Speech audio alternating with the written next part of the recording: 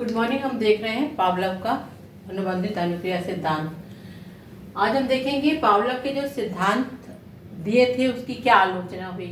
तो पावलोव के सिद्धांत की आलोचना, क्रिटिसिज्म ऑफ थ्योरी। हमने देखा कि जनरली पावलोव ने अपने सारे प्रयोग किए थे पशुओं के ऊपर। उन्होंने अपने जितने भी प्रयोग किए वो पशुओं के ऊपर किए थे और पशुओं पर प्रयोग करने के बाद जो निष्कर्ष निकाले तो वो जो निष्कर्ष थे इन्हें पशुओं पर किए गए प्रयोगों के आधार पर जो प्राप्त निष्कर्ष थे, इन्हें जो निष्कर्ष थे वो क्या थे, पशुओं पर आधारित थे। इसलिए ये जो निष्कर्ष हैं वो अनुभवी और विद्वान व्यक्तियों पर लागू नहीं किया जा सकता। अर्थात पशुओं पर किए गए प्रयोगों से प्राप्त निष्कर्षों पर आधारित होने के कारण ये जो सिद्धांत है वो अनुभवी व विद्वान व्यक्तियों पर लागू नहीं किया जा सकता। दूसरा, ये जो सिद्धांत है ना, जो पावलोव का सिद्धांत है वो क्या करता है, मानव को एक मशीन यंत्र मानकर चलता है, मशीन यंत्र मानकर चलता है।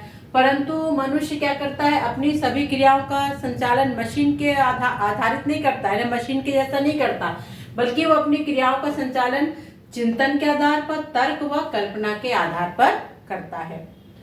तीसरा है जो अनुकूलित अनुक्रिया में स्थायित्व नहीं होता, यानी अनुकूलित अनुक्रिया में स्थायित्व नहीं होता। तो जिस प्रकार निरंतर अभ्यास से ये अनुक्रिया दृढ़ होती है ना, जो प्रयास किए जाते हैं कि हमको अस्वाभाविक उद्दीपक फिर स्वाभाविक उद्दीपक ये हमको लगातार देने पड़ते हैं ना, पावलोव ने लगातार दिए तब ये अनुक्रिया दृढ़ हुई। तो अनुकूलित अनुक्रिया में स्थायित्व नहीं होता। जिस प्रकार निरंतर अभ्यास से यह अनुक्रिया दृढ़ होती है, उसी तरह उत्तेजना के संबंधों को शून्य कर देने से अनुक्रिया प्रभावहीन भी हो जाती है।